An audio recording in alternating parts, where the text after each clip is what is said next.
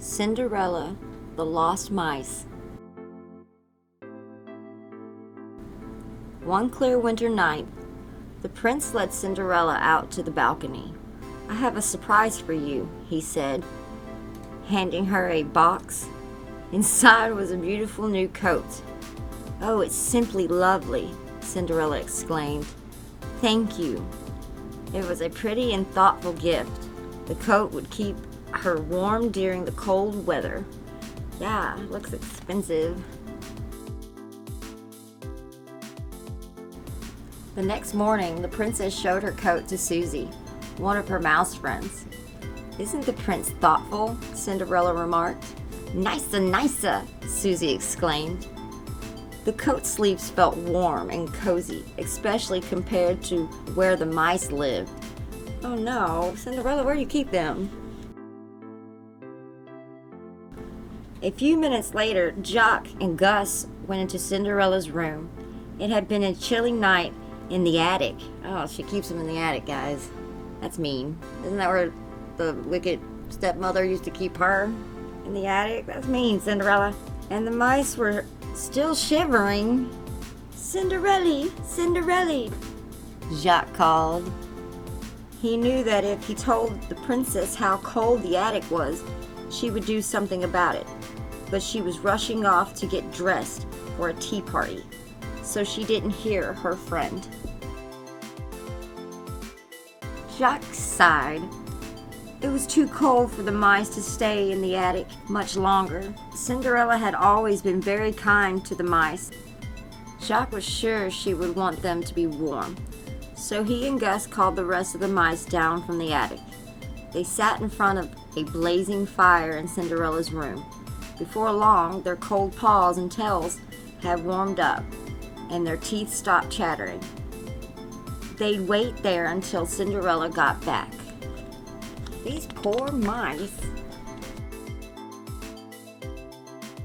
Soon, the new housekeeper came in to clean the room. When she saw the mice, she shrieked and shooed them away. Yeah, it's terrifying. A bunch of mice hanging out next to a fireplace. "Mice don't belong in the castle," she yelled. "Now get out!"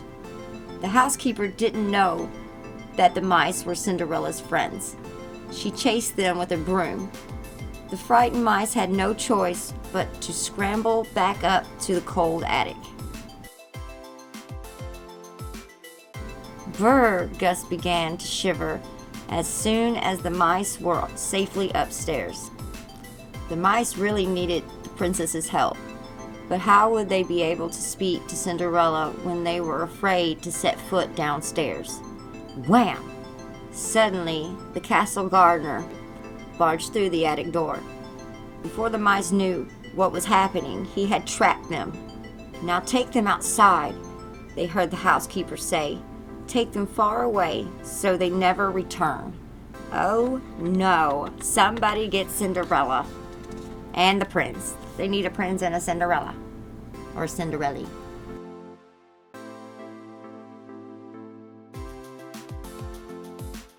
Meanwhile, Cinderella's tea party had ended, and she and the prince were out riding.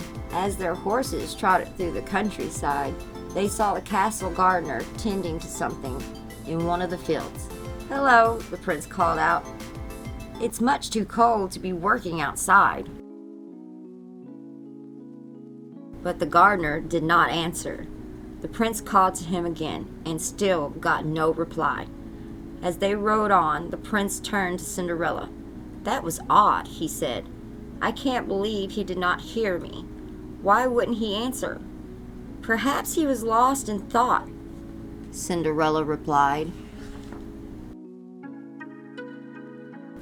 Cinderella was right. The gardener had been trying to make a decision. He was about to let the mice go as the housekeeper had ordered, but he was worried about them. He knew it was too cold outside. Aww. Finally, he decided to take the mice to the stables. "Now don't tell the housekeeper," he told the stable workers. "But these poor mice need a warm place to stay and a bite to eat." The mice were very grateful to their new friends. and they climbed up in these horses' hair. Get out of their hair. The mice nestled together in the barn, but as night approached, the stables got colder. Luckily, the horses were very friendly. They told the mice to snuggle in their manes to keep warm. "That's a nicer." They speak like Jar Jar Binks, said Gus, as he drifted off to sleep. Later that night, back at the castle, Cinderella was starting to worry. She hadn't seen the mice since that morning. Jock and Gus nearly always came by in the evenings. Cinderella was searching for the mice when she ran into the prince. "Why, hello," the prince said. "Are you looking for the same person I am?" "Why, no, I don't think so," Cinderella replied. "I'm looking for the mice."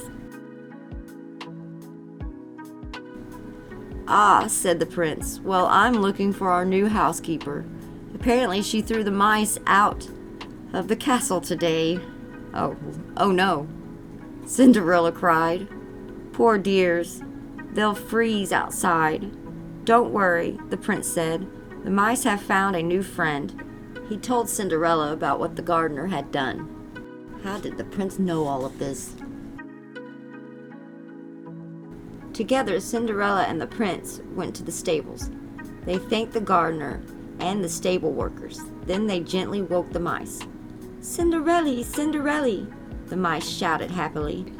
Cinderella was relieved to see her little friends safe and sound. Though the stables had been nice, the mice were glad to return to the castle. From then on, Cinderella made sure the mice always had a warm place of their own in one of the main rooms of the castle.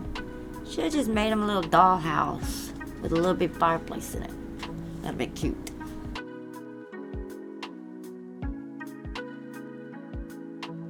A few nights later, Cinderella and the prince threw a grand ball. The gardener was the guest of honor. By then, the housekeeper had been properly introduced to the mice, and all was well. As the guests twirled around the dance floor, the mice celebrated with a banquet of their own, warm and cozy at last. With Cinderella, Cinderella. The end.